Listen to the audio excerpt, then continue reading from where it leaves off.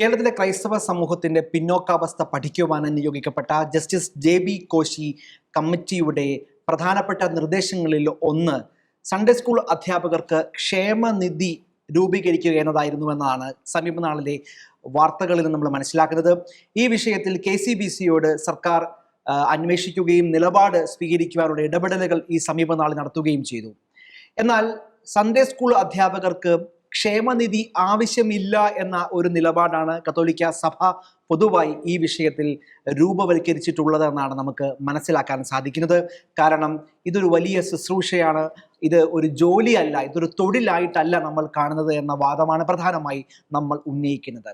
എന്നിരുന്നാലും Sunday school അധ്യാപകർക്ക് ഒരു ക്ഷേമനിധി ആവശ്യമുണ്ടോ എന്ന വിഷയം അതിൻ്റെ എല്ലാ തലങ്ങളും ചർച്ച ചെയ്യുന്ന ഒരു കൂട്ടായ്മയുമായിട്ടാണ് ഷെക്കൈന ഫയർ റൂം ഇന്ന് ഇവിടെ ആരംഭിക്കുന്നത്. എൻ്റെ പേര് നിതിൻ ജോസ്. എൻ്റെ കൂടെയുള്ളത് ചങ്ങനാശ്ശേരി അതിരൂപത കാർപ്പിൻ്റെ അതിരൂപത കോർഡിനേറ്ററായ ശ്രീ ബിനു വെളിയനാടൻ, ഒപ്പം Changanassery SB college assistant professor doctor Janson Joseph. പ്രിയ പ്രേക്ഷകർക്ക് ഷെക്കൈന ഫയർ റൂമിലേക്ക് സ്വാഗതം. ബിനു സാറ് നമസ്കാരം. നമസ്കാരം. നമ്മൾ ഷെക്കീന ഫയർ റൂമിന്റെ പുതിയൊരു എപ്പിസോഡിലേക്ക് വരുമ്പോൾ ഏറ്റവും ചൂടേറിയൊരു വിഷയമാണ് നമ്മൾ ചർച്ച ചെയ്തുകൊണ്ടിരിക്കുന്നത്. അതിൽ ഏറ്റവും പ്രധാനപ്പെട്ട ഒരു ചിന്ത ഈ JB കോശി കമ്മിറ്റിയായിട്ട് ബന്ധപ്പെട്ട് തന്നെയാണ്. നമ്മൾ ആരും ആ റിപ്പോർട്ട് കണ്ടിട്ടില്ല, പക്ഷെ സർക്കാർ പറയുന്നുണ്ട് ഏതൊക്കെയോ നിർദ്ദേശങ്ങൾ ഇവിടെ അനുസരിക്കാൻ പോകുന്നു, അല്ലെങ്കിൽ നടപ്പിലാക്കി കഴിഞ്ഞു, 220 ശുപാർശകൾ നടപ്പിലാക്കി കഴിഞ്ഞു എന്ന് ഓൾറെഡി പറഞ്ഞു കഴിഞ്ഞു. എന്നിരുന്നാലും ഒരു പ്രധാനപ്പെട്ട കാര്യം മാത്രം കഴിഞ്ഞ കുറേ ദിവസങ്ങളായി നമ്മൾ ചർച്ച ചെയ്യുന്നുണ്ട്, സഭ അധികാരികൾ ചർച്ച ചെയ്യുന്നുണ്ട്. അത് മറ്റൊന്നുമല്ല, സൺഡേ സ്കൂൾ അധ്യാപകർക്ക് ഒരു ക്ഷേമനിധി. അങ്ങനെ സൺഡേ സ്കൂൾ അധ്യാപകനാണെന്ന് ഞാൻ മനസ്സിലാക്കുന്നു, അല്ലേ? അല്ലെങ്കിൽ സൺഡേ സ്കൂളുമായി വളരെ അടുത്ത് നമ്മളെല്ലാം കണക്റ്റഡ് ആണ്, അല്ലേ? തീർച്ചയായും മനസ്സിലാ. ഈ ഒരു കോണ്ടെക്സ്റ്റിൽ നമ്മൾ ഇങ്ങനൊരു ക്ഷേമനിധി എന്ന ഒരു ഓഫർ വെക്കുകയാണ് ഗവൺമെന്റ്, അല്ലെങ്കിൽ ആ ഒരു കമ്മിറ്റിയിലെ നിർദ്ദേശം വളരെയധികം ഹൈലൈറ്റ് ചെയ്യപ്പെടുകയാണ്. ഇതുമായി ബന്ധപ്പെട്ടൊരു യോഗം ഡിസംബർ 29 കൂടുക വരെ ഉണ്ടായി. എങ്ങനെയാണ് നമ്മൾ ഈ വിഷയത്തിൽ ഒരു അഭിപ്രായത്തിലേക്ക് എത്തുന്നത് എന്നതാണ് എൻ്റെ ആദ്യ ചോദ്യം. അങ്ങ് ആദ്യം സൂചിപ്പിച്ചതുപോലെ ജസ്റ്റിസ് JB കോശി കമ്മീഷൻ ആ റിപ്പോർട്ട് സംസ്ഥാന സർക്കാരിന് സമർപ്പിച്ചു. അതിലെ ഉള്ളടക്കം എന്താണ്, അതിലെ പ്രധാനപ്പെട്ട നിർദ്ദേശങ്ങൾ എന്താണ് ഫൈൻഡിങ്സ്, ഇതൊന്നും തന്നെ പൊതുജനത്തിന് മനസ്സിലാക്കാൻ സാധിച്ചിട്ടില്ല. അതെ, തീർച്ചയായിട്ടും അതൊരു നല്ല കമ്മീഷനായിരുന്നു. കാരണം ഇന്ത്യയിൽ തന്നെ ആദ്യമായിട്ടാണ് വളരെ ശാസ്ത്രീയമായി ഏതാണ്ട് ഒരു ജുഡീഷ്യൽ അംഗീകാരത്തോടുകൂടി, ജുഡീഷ്യൽ കമ്മീഷൻ അല്ലെങ്കിൽ പോലും ഇത്തരം സമഗ്രമായി പഠിക്കാനുള്ള ഒരു സംവിധാനം ഉണ്ടായത്. പക്ഷേ നിർഭാഗ്യവശാൽ എന്താണ് അതിൻ്റെ ഉള്ളടക്കമെന്ന് തിരിച്ചറിയാൻ സാധിച്ചില്ല എന്നുള്ളതും നമ്മുടെ ഒരു ദുര്യോഗമാണ്. ഇനി വിഷയത്തിലേക്ക് വന്നാൽ, കമ്മീഷന്റെ റിപ്പോർട്ടിൽ എന്തൊക്കെയാണെന്ന് അറിയാത്തത് കൊണ്ട് തന്നെ ഈ സൺഡേ സ്കൂൾ അധ്യാപകരുടെ ക്ഷേമനിധിയെ സംബന്ധിച്ച് അതിനകത്ത് നിർദ്ദേശമുണ്ടോ എന്ന് നമുക്ക് വ്യക്തമായി ധാരണയില്ല. അത് ആദ്യം സൂചിപ്പിച്ചുകൊണ്ട് തന്നെ ഞാൻ പറയാം. ക്രൈസ്തവ സഭ, പ്രത്യേകിച്ച് കത്തോലിക്ക സഭ വളരെ വ്യവസ്ഥാപിതമായി ഇപ്പോൾ കൃത്യമായി നടത്തുന്ന ഒരു സംവിധാനമാണ് മതബോധനം അല്ലെ സൺഡേ സ്കൂൾ അധ്യാപനം എന്നുള്ളത്. അത് വളരെ കാലങ്ങളായി, ഏതാണ്ട് വളരെ കമ്മിറ്റഡായി, വളരെ ആത്മാർത്ഥതയോടെ സിസ്റ്റമാറ്റിക്കായി സൺഡേ സ്കൂൾ അധ്യാപനം നടത്തുന്ന ധാരാളം ആളുകൾ സഭയിൽ അങ്ങോളം ഇങ്ങോളമുണ്ട്. ഓരോ ഇടവകയിലും 1ാം ക്ലാസ്, അത് -1 മുതൽ +2 വരെ കൃത്യമായി ഈ കാര്യങ്ങൾ നിർവഹിക്കുന്ന സൺഡേ സ്കൂൾ അധ്യാപകർ നമുക്കുണ്ട്. അവർക്ക് മതിയായ യോഗ്യതയുണ്ട്. അവർ വിശ്വാസത്തെക്കുറിച്ചും ധാർമ്മികതയെക്കുറിച്ചും കൃത്യമായി പഠിച്ചവരാണ്. ഇതിനകത്ത് എനിക്ക് പറയാനുള്ളൊരു കാര്യം, ഈ അധ്യാപകരാരും തന്നെ ഏതെങ്കിലും തരത്തിലുള്ള പ്രതിഫലം പ്രതീക്ഷിച്ച്, ശമ്പളം വാങ്ങണമെന്ന് പ്രതീക്ഷിച്ച്, നാളെ ക്ഷേമനിധി കിട്ടുമെന്ന് പ്രതീക്ഷിച്ച്, പെൻഷൻ കിട്ടുമെന്ന് പ്രതീക്ഷിച്ച് വന്നവരല്ല. അത് അവരുടെ ഒരു ദൈവ വിളിയായിട്ട് അവർ കണ്ടവരാണ്. അപ്പൊ ഇങ്ങനെ ഒരു സംവിധാനം വന്നാൽ ഈ സൺഡേ സ്കൂൾ ഒരു സർക്കാർ വകുപ്പിന്റെ ഭാഗമായിട്ട് മാറും. വിദ്യാഭ്യാസ വകുപ്പ് പോലെ, ഉന്നത വിദ്യാഭ്യാസ വകുപ്പ് പോലെ സൺഡേ സ്കൂൾ ഒരിക്കലും ഒരു സർക്കാരിന്റെ മന്ത്രിയുടെ കീഴിലുള്ള വകുപ്പായി മാറാൻ സാധിക്കില്ല. അത് വിശ്വാസത്തിന്റെ പ്രഘോഷണവും വിശ്വാസത്തിന്റെ വളർച്ചയിലെ പ്രധാനപ്പെട്ട ഒരു നിർണായകമായ പങ്കാണ് നിർവഹിക്കുന്നത്. അതുകൊണ്ട് ഒരിക്കലും അതിനെ അംഗീകരിക്കാൻ കഴിയില്ല എന്നാണ് ഞാനല്ല, ഈ കേരളത്തിലെ അല്ലെ ഇന്ത്യയിലെ സൺഡേ സ്കൂൾ അധ്യാപകർ ഒന്നടങ്കവും, അതോടൊപ്പം തന്നെ KCBCയുടെ നിലപാട് നമ്മളറിയാം. കഴിഞ്ഞ ദിവസം തന്നെ KCBCയുടെ സെക്രട്ടറി ഈ വിഷയത്തിൽ സഭയുടെ നിലപാട് ഔദ്യോഗികമായി അറിയിക്കുകയുണ്ടായി. റൈറ്റ്. അപ്പൊ അങ്ങയുടെ നിലപാട് വളരെ കൃത്യമാണ്. സൺഡേ സ്കൂൾ എന്നത് ഒരു വലിയ ശുശ്രൂഷയാണ്, ദൗത്യമാണ്. അതിനെ ഒരു മോണിറ്റൈസ് ചെയ്യേണ്ട എന്നൊരു അഭിപ്രായമാണ്. ഞാൻ അങ്ങയിലേക്ക് വരുന്നതിന് മുമ്പ് എനിക്ക് തോന്നിയ ഒരു പ്രധാനപ്പെട്ട കാര്യം, ഇതിൽ KCBC തന്നെ പറഞ്ഞ ഒരു പ്രധാനപ്പെട്ട പോയിന്റ് എന്ന് പറയുന്നത്, ഇങ്ങനെ ഒരു ക്ഷേമനിധി ഉണ്ടാക്കുന്നു എന്നല്ലാതെ ഇതെന്തിനാണ്, ഇതിൻ്റെ ഘടന എന്താണ്, ഈ ക്ഷേമനിധിയിൽ അല്ലെങ്കിൽ ഇങ്ങനെ ഒരു മോണിറ്ററി ആയിട്ടുള്ള ഒരു അലവൻസിലേക്ക് സംവിധാനം വരുമ്പോൾ അതിൻ്റെ മാനദണ്ഡങ്ങൾ എന്തൊക്കെയാണ്, അതിൻ്റെ ക്രൈറ്റീരിയ എന്തൊക്കെയാണ്, ഈ ഒരു മതബോധന അധ്യാപകൻ എന്ന് പറയുന്ന നിർവചനം എന്താണ്, അതൊരു 1 മാസം വരുന്നയാളാണോ, 1 വർഷം വരുന്നയാളാണോ, അതോ 15 വർഷം ആ ജോലി ചെയ്യുന്ന അല്ലെങ്കിൽ ശുശ്രൂഷ ചെയ്ത ആളുകളാണ്. അപ്പോൾ ഇതിനകത്ത് ഇങ്ങനൊരു നിർദ്ദേശം നടപ്പാക്കുമ്പോൾ തന്നെ അതിൽ ഏറ്റവും പ്രധാനപ്പെട്ട പ്രശ്നം വ്യക്തതയില്ലാത്ത, ക്ലാരിറ്റി ഇല്ലാത്ത ഒരു കാര്യമാണ് അവതരിപ്പിക്കുന്നത്. അതിന് കൃത്യമായ ഒരു പഠന റിപ്പോർട്ടോ അല്ലെങ്കിൽ അതിന് കൃത്യമായ ഒരു സ്ട്രക്ചറോ, അതിൻ്റെ ഫിനാൻസ് എവിടെ നിന്നാണ്, അതിൻ്റെ കോൺസ്റ്റിറ്റ്യൂഷൻ എന്താണ്, അങ്ങനെ ഒരു ക്ലാരിറ്റി ഇല്ലായ്മ തന്നെയാണ് എനിക്ക് തോന്നുന്നു ഈ നിർദ്ദേശം മുന്നോട്ട് വെക്കുമ്പോൾ ഏറ്റവും വലിയ അപകടം. അപ്പോൾ ഇതിന് യെസ് നോ എന്ന് പറയുമ്പോൾ അതിനകത്ത് വലിയൊരു അപകടം ഉണ്ടെന്നാണ് എൻ്റെ വിശ്വാസം. കാരണം കൃത്യമായ ക്ലാരിറ്റി ഇല്ല. വേണോ എന്നാൽ വേണ്ട, അല്ലെങ്കിൽ വേണം എന്ന് പറയുമ്പോൾ അതിൽ എന്താണെന്നോ, എന്താണ് അതിൻ്റെ അന്തസത്തയെന്നോ, എന്തിനാണ് ഇത് ബിൽഡ് ചെയ്തിരിക്കുന്നതെന്നോ കൃത്യമായ വസ്തുത ഇല്ലാതെയാണ് ഇങ്ങനൊരു നിർദ്ദേശം അല്ലെങ്കിൽ ഇങ്ങനൊരു ചോദ്യം സർക്കാർ കത്തോലിക്ക സഭയോട്, ക്രൈസ്തവ സമൂഹത്തോട് ചോദിക്കുന്നത്. എനിക്കൊന്നും അതാണ് ഇതിനകത്ത് ഏറ്റവും പ്രധാനപ്പെട്ടമായി വിമർശിക്കപ്പെടേണ്ട ഒന്ന്. ഞാൻ അങ്ങയിലേക്ക് തിരിച്ചു വരുമ്പോൾ നമ്മുടെ മുമ്പിൽ ഉള്ള ഒരു ക്ഷേമ ബോർഡ് എന്ന് പറയുന്നത് മദ്രസ അധ്യാപകർക്കുള്ള ഒരു ക്ഷേമ ബോർഡുണ്ട്. എൻ്റെ അറിവ് ശരിയാണെങ്കിൽ വിവാഹ ധനസഹായം ഉൾപ്പെടെ, പ്രസവാനുകൂല്യം ഉൾപ്പെടെ, വീട് നിർമ്മിക്കാൻ ഉൾപ്പെടെ ഒത്തിരി തലങ്ങളിലുള്ള ഒരു ക്ഷേമനിധിയാണത്. പെൻഷൻ ഉൾപ്പെടെയുള്ള ആനുകൂല്യങ്ങൾ ലഭിക്കുന്ന ഒരു ക്ഷേമനിധി. അത് തീർച്ചയായിട്ടും അത് മദ്രസയിലെ അധ്യാപകരെ സംബന്ധിച്ചിടത്തോളം അത് വലിയൊരു നന്മയാണ്, നേട്ടമാണ്. അതിൽ സർക്കാരിന് വലിയൊരു പങ്കാളിത്തമുണ്ട്.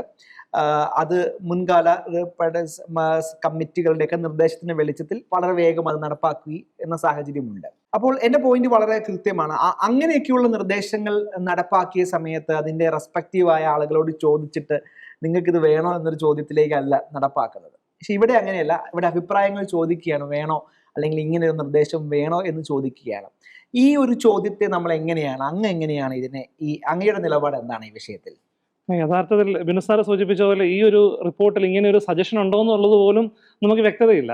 സാധാരണ ഇങ്ങനെ റിപ്പോർട്ട് വന്നാൽ ഒരു മന്ത്രിതല സമിതി രൂപീകരിക്കും, ഒരു ചർച്ചയിലേക്ക് പോകും. അങ്ങനെയുള്ള ഒരു പ്രൊസീജിയറും കാണാതെ ഇങ്ങനെ റിപ്പോർട്ട് ഇങ്ങനെ എയറിൽ പോയേക്കും. അപ്പോൾ അതിന്റെ യാഥാർത്ഥ്യം അറിയത്തില്ല.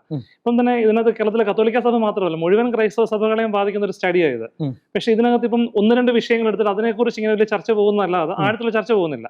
ഈ വിശ്വാസ പരിശീലകർ അല്ലെങ്കിൽ സൺഡേ സ്കൂൾ അധ്യാപകർ തന്നെ കേസൊക്കെയാണെങ്കിൽ ഇപ്പം ഒരു കത്തോലിക്ക സഭയുടെ 5400-5500 ഇടവകൾ കാണും ഈ കേരളത്തിലെ മൊത്തം. ഒരു 70,000 അധ്യാപകർ അല്ല 75,000 അധ്യാപകർ കാണും. സാറ് സൂചിപ്പിച്ചത് എന്താ അതിന്റെ ക്രൈറ്റീരിയ? 1 മാസം പഠിപ്പിച്ചാണോ, 1 വർഷം പഠിപ്പിച്ചതാണോ? അപ്പൊ ഇവർക്കെല്ലാം ഒരു ബോർഡ് കൊണ്ടുവരുന്നു എന്ന് പറയുന്നു. അപ്പൊ ഇപ്പുറത്ത് വേറൊരു കാര്യമുണ്ട്. ഈ വിശ്വാസ പരിശീലകരല്ലാതെ തന്നെ പള്ളിയിൽ സേവനം ചെയ്യുന്ന നമ്മുടെ കണക്കന്മാരുണ്ട്, കപ്പ്യാരുമാരുണ്ട്. അവർ ഈ ബോർഡിന്റെ പരിധി ഒരു 10,000 പേരെങ്കിലും പരിധിയിൽ വരുന്നുണ്ടോ? എന്ത് ക്രൈറ്റീരിയയിൽ ഇവരെ തീരുമാനിക്കും? ഇപ്പൊ ഇങ്ങനെ ഒരു ക്ലാരിറ്റി ഇല്ല. അതേസമയം തന്നെ ഇപ്പൊ കത്തോലിക്ക സഭയുടെ വിശ്വാസ പരിശീലന ശുശ്രൂഷ അല്ലാതെ മറ്റ് ക്രൈസ്തവ സഭകളിൽ വേദോപദേശം കൊടുക്കുന്ന അങ്ങനെയുള്ള സേവനം ചെയ്യുന്നവരുണ്ട്. അവർ ഈ വിശ്വാസ പരിശീലകരുടെ ഒരു ഇതിലേക്ക് വരുമോ? ഇങ്ങനെയുള്ള കാര്യങ്ങളൊന്നും ഒരു ക്ലാരിറ്റി ഇല്ലാതെ ഒരു പുകമറ സൃഷ്ടിക്കുന്ന പോലെയാണ് ഈ ഒരു ചർച്ച പോകുന്നത്. അതുകൊണ്ട് തന്നെ ആദ്യം അതിനൊരു വ്യക്തത വരണം. പിന്നെ സാറ് സൂചിപ്പിച്ചതിലേക്ക് തന്നെ വരികയാണ്, ഇത് ഇങ്ങനൊരു ബോർഡ് ഉണ്ടെങ്കിൽ തന്നെ, ഇങ്ങനൊരു ആശയം ഉണ്ടെങ്കിൽ തന്നെ ഒരിക്കലും പൊതുജനത്തിന്റെ പണം ഒരു മതവിശ്വാസവും പ്രചരിപ്പിക്കാൻ ഉപയോഗിക്കുന്നത് ശരിയല്ലെന്നുള്ളൊരു ആശയം എനിക്കുള്ളത്. അത് കത്തോലിക്ക സഭയുടെ അഭിമന്യ തറയിൽ പിതാവ് കഴിഞ്ഞ ദിവസം ഷെക്കില ടെലിവിഷനോടും ഒക്കെ സംസാരിച്ചതിന്റെ ഒരു സമ്മറി അത് തന്നെയാണ് അല്ലേ? ഒരു മതത്തെയും അവരുടെ വിശ്വാസ പരിശീലന പ്രക്രിയയിൽ സർക്കാർ ഇടപെടേണ്ട കാര്യമില്ല. സർക്കാർ ഇടപെടേണ്ട കാര്യങ്ങൾ എന്ന് പറഞ്ഞാൽ അതിന് സാമ്പത്തികമായി സഹായം കൊടുക്കേണ്ട കാര്യമില്ല. അതൊരു ശുശ്രൂഷയാണ്, അതൊരു ദൗത്യമാണ് എന്ന കോണ്ടെക്സ്റ്റിൽ തന്നെയാണ് സഭയ്ക്കുള്ളത് അല്ലേ? അല്ല, ഒരു മതത്തിനും അവരുടെ മതത്തിന്റെ മതപഠനത്തിന് സർക്കാരിന്റെ പണം ചെലവാക്കേണ്ടത് നീതിയല്ല എന്നൊരു നിലപാട് സഭയ്ക്കുണ്ട് താരം. പൊതുജനത്തിന്റെ ടാക്സ് കൊണ്ടുള്ളത് എല്ലാ മതങ്ങളും ആർട്ടിക്കിൾ 24 നമുക്ക് എല്ലാവർക്കും മതസ്വാതന്ത്ര്യം തരുന്നുണ്ട്. പക്ഷേ അതെല്ലാവർക്കും ഒരുപോലെ, അല്ലാതെ ഒരു മതത്തിന്റെ പ്രചാരണത്തിന് വേണ്ടി ഇങ്ങനെ പണം ഉപയോഗിക്കുക എന്ന് പറയുന്നത് മറ്റു സമൂഹത്തിലേക്ക് അസ്വസ്ഥ സൃഷ്ടിക്കത്തേ ഉള്ളൂ. അപ്പൊ ഈ ഒരു ആശയം സഭ എതിർക്കുകയല്ല, നേരം മറിച്ച് ഒരു സാമൂഹ്യ നീതിയാണ്. ഇനി ഇതൊരു കൂട്ടത്തിൽ ചേർത്ത് വെക്കുന്നു. ഇനി അങ്ങനെ നമുക്ക് സമൂഹത്തിൽ ഇവരൊക്കെ തന്നെ സാമ്പത്തികമായി ബുദ്ധിമുട്ടുന്നവരാണെങ്കിൽ അവരെ സഹായിക്കാനാണെങ്കിൽ ഈ മാർജിനലൈസ്ഡ് കമ്മ്യൂണിറ്റി ഒത്തിരി ഉണ്ട് സൊസൈറ്റിയിൽ.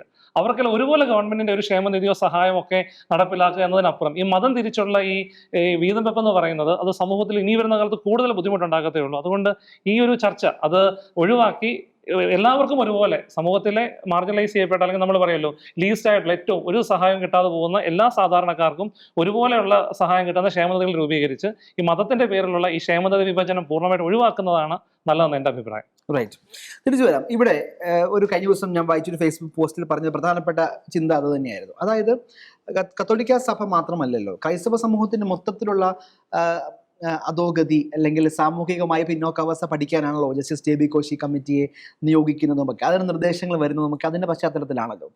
അങ്ങനെയെങ്കിൽ എനിക്ക് തോന്നുന്നു ഒരു പക്ഷേ കത്തോലിക്ക സഭയുടെ നിലപാട് വളരെ കൃത്യമാണ്, അത് ക്ലിയർ ആണ്. പക്ഷേ എന്നിരുന്നാലും ഇങ്ങനെയൊരു സാമ്പത്തിക ആനുകൂല്യം ലഭിച്ചാൽ നല്ലതല്ലേ എന്ന് ചിന്തിക്കുന്ന ഒരു സമൂഹം, മറ്റ് ക്രൈസ്തവ സമൂഹങ്ങൾ ഉണ്ടല്ലോ. തീർച്ചയായിട്ടും അങ്ങനെ ചിന്തിക്കുന്നതിൽ തെറ്റില്ലെന്നാണ് എൻ്റെ വിശ്വാസം. ഞാൻ എൻ്റെ വ്യക്തിപരമായ അഭിപ്രായം, കത്തോലിക്ക സഭയുടെ നിലപാട് കറക്റ്റാണ്, കൃത്യമാണ്. പക്ഷേ അങ്ങനെ ഒരു സാമ്പത്തിക ആനുകൂല്യം, ഞാൻ ചോദിക്കുന്നത് അങ്ങനെ ഒരു ഇഷ്ടമുണ്ടോ എന്ന് നമ്മൾ ചോദിച്ചോ എന്നാണ് എൻ്റെ പോയിന്റ്. അങ്ങനെ നടപ്പാക്കണമെന്നുള്ളതല്ല, അങ്ങനെ ഒരു ചർച്ച ഇവിടെ നടക്കുകയും അവിടെയുള്ള എല്ലാ ക്രൈസ്തവ സമൂഹങ്ങളും അതിലൊരു കൺസെൻസിലേക്ക് എത്തുകയും ഒരു ധാരണയിൽ എത്തുകയും ചെയ്തിട്ടില്ലല്ലോ. അവിടുത്തെ വിശ്വാസ പരിശീലന സംവിധാനങ്ങൾ വളരെ വ്യത്യസ്തമാണ്. കത്തോലിക്ക സഭയിലെ ഒരു സംവിധാനം പോലെയല്ല. സാമൂഹികമായി ഒത്തിരി സാമ്പത്തികമായിട്ടൊക്കെ ഒത്തിരി പിന്നോക്ക അവസ്ഥയിലുള്ള പാസ്റ്റർമാരോ അല്ലെങ്കിൽ മറ്റ് അധ്യാപകരും അവരുടെ വേദ ഉപദേശ പ്രക്രിയ വളരെ വ്യത്യസ്തമാണ്. അപ്പോൾ അവർക്ക് അങ്ങനെ ഒരു സാമൂഹിക സുരക്ഷിതത്വം ഉറപ്പുവരുത്താനുള്ള ഒരു അവസരമായിട്ട് ഇത്തരം ക്ഷേമനിധിയെ കാണുകയില്ലല്ലോ. അങ്ങനെ കാണുന്നത് തെറ്റുമില്ലല്ലോ. അങ്ങനെ തരാമെന്ന് സർക്കാർ പറയുമ്പോൾ അതിനെ എതിർക്കേണ്ട കാര്യവും ഇല്ലല്ലോ എന്നതാണ് എൻ്റെ വാദം.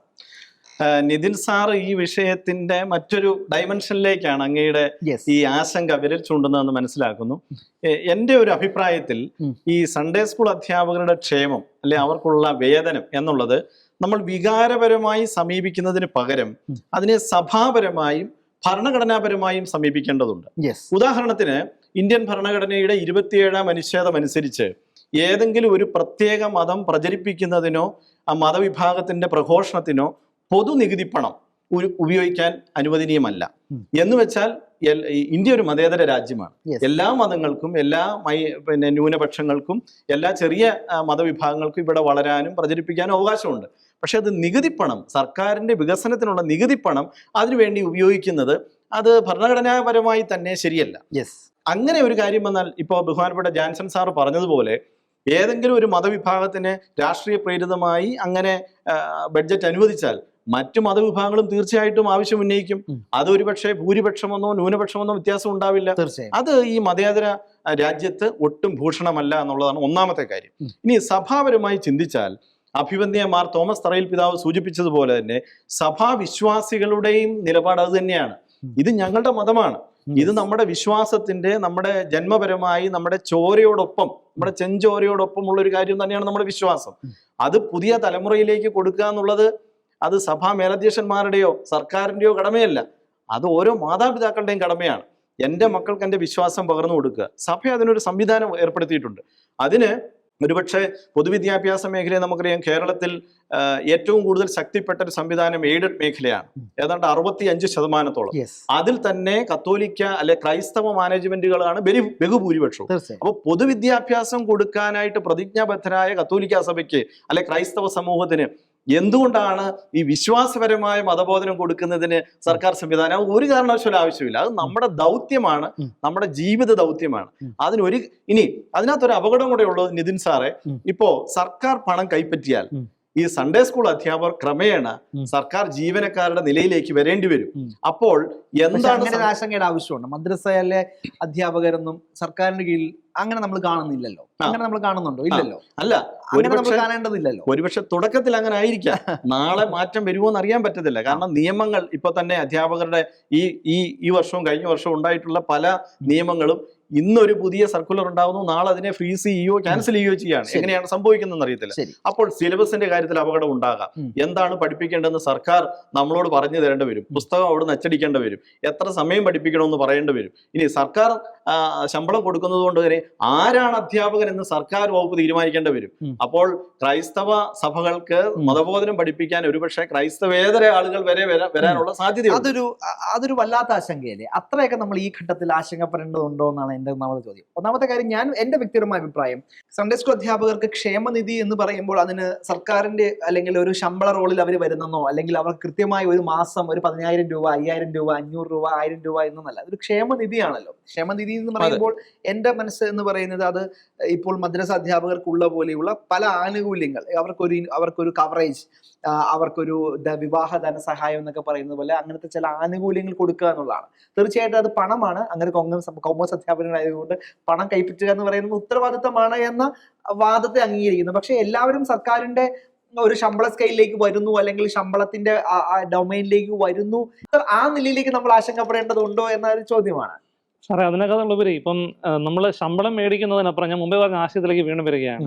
എന്തടിസ്ഥാനത്തിലാണ് ഇവർ ഈ ക്ഷേമനിധിയിൽ ഉൾപ്പെടുത്തുന്നത്? ഇവർ വിശ്വാസ പരിശീലക ശുശ്രൂഷ ചെയ്യുന്നു എന്നുള്ളതാണ്. അതാണ് ഒരു ക്രൈറ്റീരിയ. ഒരു ജനാധിപത്യ രാജ്യത്തിൽ എല്ലാവരുടെയും പൊതുപണം നികുതി ഖജനാവിലേക്ക് പോകുമ്പോഴത്തേക്കിനും അത് ഒരു മതം പഠിപ്പിക്കുന്ന ഒരാൾക്കല്ല അതൊരു ക്രൈറ്റീരിയ ആക്കി വെച്ചല്ല ഇവരെ ഇങ്ങനെ സഹായം കൊടുക്കണം. ഇപ്പം മദ്രസ അധ്യാപകരായിക്കോട്ടെ, വിശ്വാസ പരിശീലകരായിക്കോട്ടെ, ഏത് മേഖലയിലുള്ളവരായിക്കോട്ടെ, അവർ സാമ്പത്തികമായി ബുദ്ധിമുട്ടുന്നുണ്ടെങ്കിൽ അവർക്ക് പൊതു ഖജനാവിൽ നിന്നും ഒരു പൊതുവായ മാനദണ്ഡം, മതം പഠിപ്പിക്കുന്നതിനൊരു മാനദണ്ഡം വെച്ച് കൊടുക്കണം. ഇനി സാർ, ഇപ്പം ഞാൻ ചോദിക്കും, ഇപ്പം ഇത്ര സ്നേഹം ക്രൈസ്തവ സമൂഹത്തോടുണ്ടെങ്കിൽ വേറെ എന്തോരം മേഖലകളുണ്ട്. ദളിത് ക്രൈസ്തവർ, അവർക്ക് ആവശ്യമായ ഒരു ഇങ്ങനെയുള്ള ഒരു പദ്ധതിയെക്കുറിച്ച് നമ്മൾ കേൾക്കുന്നില്ല. പിന്നോക്ക ക്രൈസ്തവരുണ്ട്, അവർക്ക് ആവശ്യമായ ഒരു പദ്ധതിയെക്കുറിച്ചും കേൾക്കുന്നില്ല. ഏറ്റവും രസകരമായ നമ്മുടെ മഠങ്ങൾ പോലും ഇപ്പൊ KSEBയുടെ ഇലക്ട്രിസിറ്റിയുടെ ബില്ലിംഗ് വരുന്നത് ഏത് പാറ്റേണല്ല, കമ്പനികൾക്ക് വരുന്ന പോലെയുള്ള ഉയർന്ന പാറ്റേൺ അവരുടെ ബില്ലിംഗ് വന്നു നമ്മുടെ ദേവാലയങ്ങൾക്ക് വരുന്നത്. അങ്ങനെയുള്ള കാര്യങ്ങൾ അത്ര സ്നേഹം ഉണ്ടെങ്കിൽ, ഈ സഭയോട് ഇത്ര സ്നേഹം ഉണ്ടെങ്കിൽ, ഇങ്ങനെയുള്ള കാര്യങ്ങൾ ഒരു ഇളവ് തന്ന്, അല്ലെങ്കിൽ അതിനകത്ത് കുറച്ചും കൂടെ ഒരു നമുക്ക് ഒരു മാന്യമായ ഒരു സെറ്റിൽമെന്റിലേക്ക് പോയിട്ട് ഈ വിശ്വാസ പരിശീലകരെ വെറുതെ വിടുക. തീർച്ചയായിട്ടും എല്ലാവർക്കും സഹായം ചെയ്യണം. ആ സഹായം ചെയ്യുന്നത് ഗവൺമെന്റിന്റെ നികുതി പണം ഉപയോഗിച്ച് സമൂഹത്തിലെ താഴെക്കിടയുള്ള എല്ലാവർക്കും സഹായം ചെയ്യണം. പക്ഷെ ആ സഹായം ചെയ്യാൻ ഇവരെ തിരഞ്ഞെടുക്കേണ്ട ക്രൈറ്റീരിയ എന്ന് പറയുന്നത് ഒരു കാരണവശാലും വിശ്വാസ പരിശീലന ശുശ്രൂഷ ആകരുത്. ഞാൻ 10-20 വർഷമായിട്ട് സൺഡേ സ്കൂളിൽ പഠിപ്പിക്കുന്ന ഒരാളാണ്. എനിക്കറിയാം, ഒരു വർഷം പഠിപ്പിച്ച് കടന്നു പോകുന്നവരുണ്ട്, 3 മാസം ഒന്ന് പഠിപ്പിച്ച് പോകുന്നവരുണ്ട്, 50 വർഷമായി പഠിപ്പിക്കുന്നവരുണ്ട്. ഇവരൊക്കെ വരുമ്പോൾ ഇവരെല്ലാം എന്ത് ക്രൈറ്റീരിയ നമ്മൾ ഇതിനകത്ത് ഉൾപ്പെടുത്തും? എനിക്ക് തോന്നുന്നത് ഏറ്റവും പ്രധാനപ്പെട്ട കാര്യം സാറ് പറഞ്ഞതിനകത്ത് തിരിച്ചു വരാം. ഇങ്ങനെയൊരു ഇത് വന്നപ്പോഴേക്കും നമ്മുടെ ഇന്റൻഷൻ തന്നെ നമ്മൾ ആഗ്രഹിക്കുന്നുണ്ടാകത്തില്ല, പക്ഷേ നമ്മൾ എന്തിനാണ് ഇതൊരു ശുശ്രൂഷയാണ് എന്ന് നമ്മൾ പങ്കുവയ്ക്കുന്ന, നമ്മൾ ഏറ്റെടുക്കുന്ന ഒരു മിഷൻ തന്നെയാണ് സൺഡേ സ്കൂൾ അധ്യാപനം. അപ്പൊ ഇതിലൊരു പണത്തിന്റെ ഒരു 10 രൂപയാണെങ്കിൽ പോലും, 15 രൂപയാണ്, 1 രൂപയാണെങ്കിൽ പോലും അത് അതിനകത്ത് അങ്ങനെ ഒരു ക്രൈറ്റീരിയ വരുമ്പോൾ ഇതിന്റെ ആളുകൾ ഈ ശുശ്രൂഷയിൽ പങ്കെടുക്കുന്ന ആളുകളുടെ ഇന്റൻഷൻ, അല്ലെങ്കിൽ നമ്മുടെ ഇന്റൻഷൻ പോലും ചിലപ്പം നമുക്ക് അങ്ങനെ ചിന്ത പോലും കാണില്ല. പക്ഷെ ആളുകൾ പറഞ്ഞേക്കാം, ഓക്കെ, പണം കിട്ടുന്നത് കൊണ്ട് നിങ്ങൾ അധ്യാപകർ, ചിലപ്പോൾ 10 രൂപയായിരിക്കും കിട്ടുന്നത്. പക്ഷെ നമ്മൾ അങ്ങനത്തെ അനാവശ്യമായ വാദഗതികളിലേക്ക് നമ്മൾ പോകാനുള്ള ഒരു സാധ്യതയുണ്ട്. 2, ഈ ഒരു ആശയത്തെ തന്നെ ചിലപ്പോൾ ഇത് താറുമാറാക്കിയേക്കാം, അല്ലെ? ഈ ഒരു വിശ്വാസ കൈമാറ്റം എന്ന് പറയുന്ന, ശുശ്രൂഷ എന്ന് പറയുന്ന ആശയത്തെ തന്നെ ഒരു പക്ഷേ അത് it will put in a ക്വസ്റ്റ്യനോ ആ രീതിയിലേക്ക് അതിനെ തുടരാം. തീർച്ചയായിട്ടും സാറേ, കാരണം തോമസ് ലീഹ ഇവിടെ വന്ന് വിശ്വാസം പകർന്നു തന്നു. അതിനുശേഷം ഫ്രാൻസിസ് പുണ്യാളച്ചൻ വരുന്നു. തലമുറകളായിട്ട് ഇവിടെ കൈമാറ്റം ചെയ്യപ്പെട്ട് വന്ന വിശ്വാസത്തിന് ഒരു സർക്കാരിന്റെയും ഒരു ഖജനാവിന്റെ പിന്തുണയില്ലാതെ നമ്മുടെ പൂർവികർ നമുക്ക് വിശ്വാസം പകർന്നു തന്നത്. സാധു കൊച്ചുകുഞ്ഞ് ഉപദേശിയെ പോലെയുള്ള ജനങ്ങൾ വിശ്വാസം പകർന്നു തന്ന നാടായത്. പല സമൂഹത്തിലും പല തുറയിലും പെട്ട ആൾക്കാരൊക്കെ അവരുടെ വിശ്വാസം പകർന്നു കൊടുത്തത് ഒരു ഗവൺമെന്റ് സഹായം കണ്ടുകൊണ്ടല്ല. എന്നിട്ട് ഇവിടെ വിശ്വാസം നിലനിൽക്കുന്നുണ്ട്, തീവ്രമായ വിശ്വാസം നിൽക്കുന്ന ആൾക്കാരുണ്ട്. അതുകൊണ്ട് ഇങ്ങനെ ഏതെങ്കിലും ഒരു പിന്തുണ മേടിച്ച് നമ്മൾ ഗവൺമെന്റിന്റെയോ അല്ലെങ്കിൽ ഏതെങ്കിലും ഒരു സംവിധാനത്തിന്റെയോ കീഴിൽ കൊണ്ടുവന്ന് നമ്മൾ അടിമകളായി മാറേണ്ട കാര്യമില്ല എന്നുള്ള വ്യക്തമായി ഞാൻ വീണ്ടും പറയുന്നു. സഹായം വേണം, എല്ലാവർക്കും വേണം. അത് വിശ്വാസ പരിശീലനമല്ല അതിന്റെ ക്രൈറ്റീരിയ. ഇനി നമുക്ക് തിരിച്ചു വരാം. നമ്മൾ ഈ ഷെക്കീന ഫയർ റൂമിന്റെ ഈ ഫ്ലോറിൽ തന്നെ ഞാൻ തന്നെ പലവട്ടം എടുത്ത വിഷയമാണ് നമ്മുടെ സൺഡേ സ്കൂൾ ഈ നിലയ്ക്ക് പോയാൽ മതിയോ എന്ന്. അത് വളരെയധികം ശ്രദ്ധിക്കപ്പെട്ട ധാരാളം അഭിമന്യ പിതാക്കന്മാരൊക്കെ വ്യക്തിപരമായി വിളിച്ച് അതിനെക്കുറിച്ച് കൃത്യമായ കമന്റുകളൊക്കെ അറിയിക്കുന്ന ധാരാളം എപ്പിസോഡുകൾ ഈ ഫ്ലോറിൽ തന്നെ ഉണ്ടായിട്ടുണ്ട്. പക്ഷെ ഞാൻ വ്യക്തിപരമായി മനസ്സിലാക്കുന്നു, നമ്മുടെ സൺഡേ സ്കൂൾ സംവിധാനങ്ങൾ, നമ്മുടെ സൺഡേ സ്കൂൾ ഇനിയുള്ള ഈ പുതിയ കാലത്തിൻ്റെ ടെക്നോളജി AI ഒക്കെ കാലത്ത്, അല്ലെങ്കിൽ ജെൻസിയുടെ കാലത്ത് നമ്മളുടെ വിശ്വാസ പരിശീലന പ്രക്രിയ തന്നെ മാറേണ്ടതുണ്ട് എന്ന് വിശ്വസിക്കുന്ന ഒരാളാണ് ഞാൻ.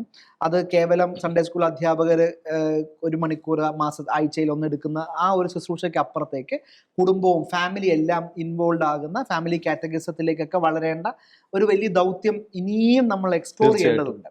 പക്ഷേ അവിടെയൊക്കെ നമ്മൾ കാണുന്നത്, പ്രത്യേകിച്ച് നമ്മളുടെ ഈ കുട്ടികൾക്ക് പുതിയ കാലത്തിന് ഇണങ്ങുന്ന രീതിയിൽ കാർട്ടൂൺ ഉൾപ്പെടെയുള്ള സാധ്യതകൾ ഉപയോഗിച്ചുള്ള പുതിയ സുവിശേഷ ശൈലിയിലുള്ള ദൃശ്യങ്ങൾ അടങ്ങുന്ന വീഡിയോ ക്ലാസ്സുകൾ ഉൾപ്പെടെയുള്ള ടെക്നോളജികൾ നമുക്ക് ബിൽഡ് ചെയ്യേണ്ടതുണ്ട്.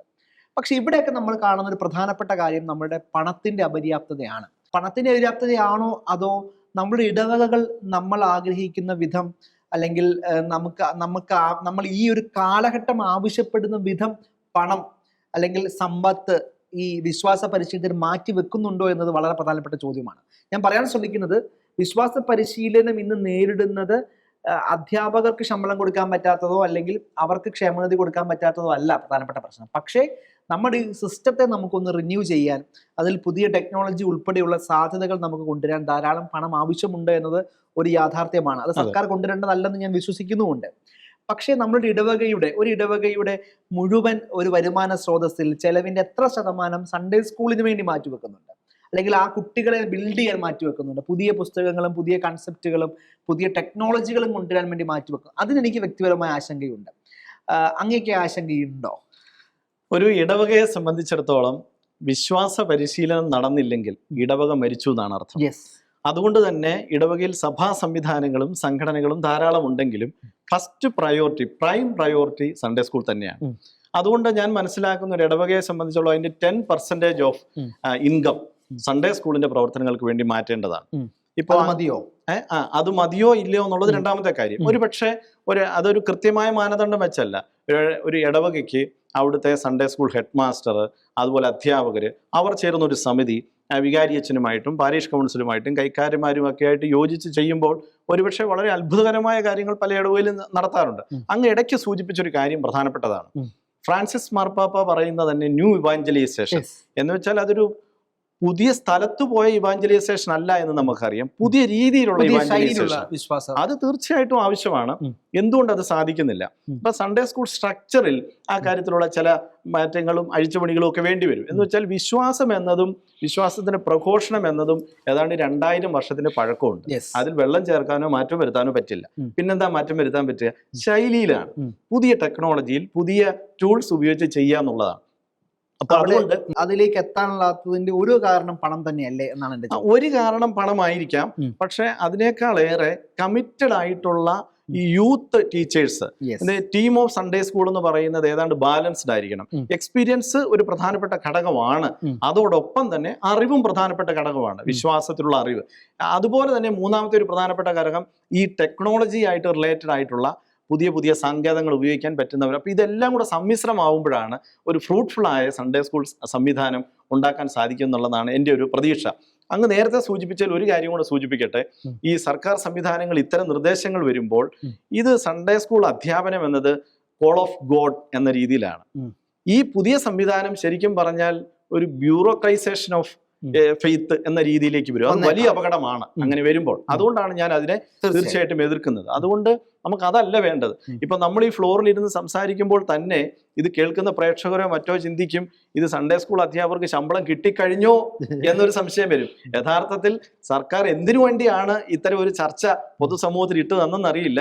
യഥാർത്ഥത്തിൽ വർഷങ്ങളായി, ജാൻസൺ സാർ സൂചിപ്പിച്ചതുപോലെ 50-ലേറെ വർഷങ്ങളായെന്ന് പറയുമ്പോൾ ഒരു മനുഷ്യായുസിന്റെ ഏതാണ്ട് നല്ല ശതമാനവും ഈ അധ്യാപനത്തിന് വേണ്ടി നിർവഹിച്ചവരാണ്. അവർ 1 രൂപ പോലും പ്രതീക്ഷിച്ചിട്ടില്ല. ഒരുപക്ഷെ ഇടവകയിലെയോ കുട്ടികളുടെയോ ഒക്കെ ചിലപ്പം അഭിപ്രായ വ്യത്യാസങ്ങളും അസ്വസ്ഥതകളും ഒക്കെ നേരിട്ടുകൊണ്ടായിരിക്കാം ഈ വിശ്വാസത്തിന് വേണ്ടി അവർ പെരുമാറിയത്. അതുകൊണ്ട് ഒരിക്കലും 1 രൂപയുടെ പോലും വേതനം പ്രതീക്ഷിച്ചല്ല. അതല്ല, ദൈവം തരുന്ന ഒരു പ്രതിഫലമാണ് സൺഡേ സ്കൂൾ അധ്യാപകരുടെ മനസ്സിലുള്ളതെന്ന് ഞാൻ ഉറച്ചു വിശ്വസിക്കുന്നു. ചാച്ചാ, അവസാന ഘട്ടത്തിലേക്ക് നമ്മൾ വരികയാണ്. അപ്പോൾ നമ്മൾ പറഞ്ഞു വെച്ചതിൻ്റെ ഒരു സമ്മറി എന്ന് പറഞ്ഞാൽ ഇങ്ങനെയൊരു ഒരു ക്ഷേമനിധി അത് ഏതർത്ഥത്തിലാണെങ്കിലും അത് വ്യക്തമല്ല, ഒന്നാമത്തെ കാര്യം. 2, അത് ഈ രീതിയിലല്ല അങ്ങനെ ഒരു കാര്യം അവതരിപ്പിക്കേണ്ടത്. ഏത് രീതിയിൽ അവതരിപ്പിച്ചാലും കത്തോലിക്ക സഭയുടെ നിലപാട് അത് വളരെ കൃത്യമാണ്. എന്നാൽ മറ്റ് ക്രൈസ്തവ സമൂഹങ്ങളുടെ ഈ വിഷയത്തിലുള്ള അഭിപ്രായങ്ങൾ കൂടി തേടി അവരുടെ നിലപാടുകൾ കൂടി ഈ വിഷയത്തിൽ പരിഗണിച്ചിട്ട് ഇത്തരത്തിലൊരു തീരുമാനത്തിലേക്ക് പോകണമെന്ന വാദത്തെ നമ്മൾ അംഗീകരിക്കേണ്ടത് തന്നെയാണ്. തീർച്ചയായിട്ടും. കാരണം ഇത് ക്രൈസ്തവ സമൂഹത്തിന്റെ മുഴുവൻ പിന്നോക്കാവസ്ഥയെ കുറിച്ചാണ് ജെ ബി കോശി കമ്മീഷൻ പഠിച്ചത്. അവരുടെയും കൂടെ അഭിപ്രായം തീർച്ചയായിട്ടും എടുക്കണം. പക്ഷെ ഞാൻ മനസ്സിലാക്കുന്ന കേരളത്തിലെ എല്ലാ ക്രൈസ്തവ സഭകൾക്കും ഈ വിശ്വാസ പരിശീലന ശുശ്രൂഷ എന്ന് പറയുന്ന ഒരു വിളിയാണെന്നുള്ള ബോധ്യം തന്നെയാണ്, അല്ലെങ്കിൽ ആ ഒരു ചിന്തയിൽ അവർ പോകുന്നത്. ഇനി അങ്ങനെ ആർക്കെങ്കിലും ഒരു ആവശ്യമുണ്ടെങ്കിൽ അവർക്ക് ഓപ്റ്റ് ചെയ്യാനുള്ള അവസരം കൊടുത്തോട്ടെ. പക്ഷേ സഭയുടെ ഈ ഒരു നിലപാടെന്ന് പറയുന്നത് തന്നെയാണ് അതിൻ്റെ ഒരു കോർ, അല്ലെങ്കിൽ വിശ്വാസ പരിശീലനം ഒരു വിളിയാണ്. ആ ദൗത്യം നമ്മൾ പണം മേടിച്ച് ചെയ്യേണ്ടതല്ല എന്നുള്ള ഒരു യാഥാർത്ഥ്യം, ആ തിരിച്ചറിവിൽ തന്നെ മുന്നോട്ട് പോകണം എന്നുള്ളതാണ് എൻ്റെ ഒരു ചിന്ത. പിന്നെ അങ്ങനെ ഒരു സഭയ്ക്ക് ഒരു പ്രത്യേക സമൂഹത്തിന് ആവശ്യമുണ്ടെങ്കിൽ അവരതിന് ഓപ്റ്റ് ചെയ്യാനുള്ള അവകാശമുണ്ട്, ആ സഭയ്ക്കും ആ സമൂഹത്തിനും. പക്ഷെ പൊതുവായിട്ട് ഇതായിരിക്കുന്നില്ല. കാരണം ക്രിസ്തുവിനെ പ്രഘോഷിക്കുവാൻ ശമ്പളം മേടിക്കേണ്ട കാര്യമില്ല എന്നുള്ള ബോധ്യമാണ് എനിക്കും അല്ലെങ്കിൽ ഇവിടുത്തെ പൊതുജനങ്ങൾക്കും ഉള്ളതെന്ന്, അല്ലെങ്കിൽ സ്കൂൾ സമൂഹത്തിനുള്ളതെന്ന് വിശ്വസിക്കുന്നു. അതിനകത്ത് ഒരു കാര്യം കൂട്ടിച്ചേർക്കാനുള്ളത്, ജനങ്ങളുടെ വോട്ട് വാങ്ങി ജനങ്ങൾ തിരഞ്ഞെടുത്ത ഒരു സർക്കാർ, ഒരു ജനാധിപത്യ സർക്കാരിന്റെ ഏറ്റവും പ്രധാനപ്പെട്ട ഒരു കാര്യം വികസനം നടത്തുക എന്നുള്ളതാണ്. റോഡും പാലങ്ങളും ആശുപത്രികളും സ്കൂളുകളും ഒക്കെ പറയുന്ന പണം ഇങ്ങനെ ഏതെങ്കിലും ക്രൈസ്തവർക്കെന്നല്ല ഒരു മതവിഭാഗത്തിന് വേണ്ടി ചെയ്യുന്നത് തീർച്ചയായിട്ടും. അതിൽ ഏറ്റവും പ്രധാനപ്പെട്ട കാര്യം ബിനു സാർ, അതായത് ഇങ്ങനൊരു തീരുമാനം, ഇങ്ങനൊരു ചർച്ച കൊണ്ടുവരുന്ന സമയത്ത് ഞാൻ ഭയപ്പെടുന്നുണ്ട്. ഞാൻ ഭയപ്പെടുന്നുണ്ട്. കാരണം ഇലക്ഷൻ ഇനി ഏപ്രിൽ 15-ാം തീയതി ഏകദേശം ഇലക്ഷൻ പ്രഖ്യാപിക്കാൻ ഒരു സംസ്ഥാനം തെരഞ്ഞെടുപ്പിന് അടുത്ത് നിൽക്കുന്ന സമയത്ത് ഇങ്ങനത്തെ ചർച്ചകൾ കൊണ്ടുവരികയാണ്. ഇതിപ്പം ഈ ചർച്ച നമ്മൾ കേൾക്കുമ്പോൾ പോലും ആളുകൾക്ക് ക്ഷേമനിധി കൊണ്ടുവരാൻ വേണ്ടി സർക്കാർ ഒരു ശ്രമം നടത്തിയല്ലോ ഈ ഒരു സർക്കാരിന് അങ്ങനെ തോന്നിയില്ലോ, നടപ്പാക്കില്ലെന്ന് ചോദിക്കുന്നവർക്ക് തന്നെ അറിയാം, നമ്മൾ നോ പറയുമെന്നറിയാം. അപ്പോൾ ഇതിനകത്തെ രാഷ്ട്രീയത്തെ ഞാൻ വ്യക്തിപരമായി മതവുമായി ബന്ധപ്പെട്ട് പ്രത്യേകിച്ച് വലിയ വർഗീയമായിട്ടുള്ള വിവാദങ്ങളൊക്കെ വരേണ്ട, ധ്രുവീകരണങ്ങൾ പോലും സംഭവിക്കാനും അതിനകത്തൊക്കെ വലിയ ജാഗ്രത നമ്മൾ വിശ്വാസ സമൂഹം അല്ലെങ്കിൽ പൊതുസമൂഹം ഏറ്റെടുക്കേണ്ട ഒരു സമയം കൂടിയാണ്. അങ്ങനെയുള്ള സമയത്ത് ഇത്തരം ചർച്ചകൾ അഴിച്ചുവിടുന്നതിൽ തന്നെ അതിൽ വലിയ അപകടമുണ്ട്, അതിൽ രാഷ്ട്രീയ കുബുദ്ധി ഉണ്ടെന്ന് പറയാതിരിക്കാൻ തീർച്ചയായിട്ടും. രണ്ടാമത്തെ കാര്യം, justice J B Koshy committee എത്ര കാലം മുമ്പ് റിപ്പോർട്ട്, എത്ര നാൾ മുമ്പ്, 5 വർഷം മുമ്പ് നമ്മൾ ഇതിനു വേണ്ടി തയ്യാറെടുത്ത് ഇതിന്റെ വിവരശേഖരണം ഉൾപ്പെടെ, അപ്പൊ 5 വർഷത്തിലധികമായി നമ്മൾ പുറകെ നടന്ന് ശാഠ്യം പിടിച്ച് അവിടെ എത്തിച്ചൊരു റിപ്പോർട്ട്, ആ റിപ്പോർട്ട് ഇത്രയും കാലം പൂഴ്ത്തിവെച്ച ആളുകൾ ഏറ്റവും അവസാനം എന്നാൽ ഞങ്ങൾ സൺഡേ സ്കൂൾ അധ്യാപകർ, ലക്ഷക്കണക്കിന് അധ്യാപകരിലേക്ക് എത്തും. അപ്പൊ ഇതിന്റെ വോട്ടിന് രാഷ്ട്രീയത്തെയും വ്യക്തിപരമായി അല്ലെങ്കിൽ സംഘടിതമായി അതിൽ ഭയപ്പെടേണ്ടതുണ്ടെന്ന് കൂടി പങ്കുവച്ചുകൊണ്ട് ഷെക്കീന ഫയർ റൂം ഈ എപ്പിസോഡ് അവസാനിക്കുകയാണ്. തീർച്ചയായിട്ടും കത്തോലിക്ക സഭയുടെ നിലപാട് അത് വളരെ കൃത്യമാണ്. സൺഡേ സ്കൂൾ അധ്യാപകർ ഒരു ശുശ്രൂഷ ഏറ്റെടുത്തിരിക്കുകയാണ്. അവർ ഒരു സർക്കാർ സംവിധാനങ്ങൾക്ക് കീഴടങ്ങി അല്ലെങ്കിൽ അവരുടെ ഒരു സാമ്പത്തികമായിട്ടുള്ള ഒരു പിന്തുണ കൈപ്പറ്റി അങ്ങനെയുള്ള ഒരു സംവിധാനത്തിലൂടെ അല്ല, ഇത് വിശ്വാസ പ്രഘോഷണമാണ്. 2000 വർഷങ്ങൾക്ക് മുമ്പ് നമുക്ക് ലഭിച്ച വിശ്വാസത്തിന്റെ കൈമാറ്റമാണ്. ഈ കൈമാറ്റത്തിൽ ഒരു സാമ്പത്തികമായിട്ടുള്ള ഒരു മുന്നേറ്റം അത് സർക്കാരിന്റെ ഭാഗത്തു നിന്ന്, മറ്റ് എന്തുമായിക്കോട്ടെ സർക്കാരിന്റെ ഭാഗത്തു നിന്ന് അങ്ങനെ ഒരു മോണിറ്ററി ബെനഫിറ്റ് നേടിക്കൊണ്ടല്ല അത് മുന്നോട്ട് കൊണ്ടുപോകേണ്ടത് എന്ന കത്തോലിക്ക സഭയുടെ നിലപാട് അത് ഏറ്റവും പ്രധാനപ്പെട്ടതാണ്, അഭിനന്ദിക്കപ്പെടേണ്ടത് തന്നെയാണ്. പക്ഷേ ഇത് രാഷ്ട്രീയ കുബുദ്ധി ഇതിലുണ്ടെങ്കിൽ അത് ഭയപ്പെടുത്തുന്നുമുണ്ട്. കാരണം ഇത്ര കാലമായി നിശബ്ദമായിരുന്ന ആളുകൾ തെരഞ്ഞെടുപ്പിന് 3 മാസം മുമ്പ് ഇത്തരം വായുവിൽ എറിയുന്ന ഇത്തരം ചിന്തകൾ, ബോധ്യങ്ങളില്ലാത്ത, വസ്തുതകളില്ലാത്ത, വ്യക്തതകളില്ലാതെ ഇത്തരം കാര്യങ്ങളെക്കുറിച്ച് പ്രസ്താവനകൾ നടത്തുന്നത് അതിൽ അപകടമുണ്ട് താനും. ജാഗ്രതയോടെ കാത്തിരിക്കാം. ഷെക്കീന ഫയർ റൂം അവസാനിക്കുന്നു. പ്രിയ പ്രേക്ഷകർക്ക് ഒപ്പം അതിഥികൾക്ക് നന്ദി, നമസ്കാരം.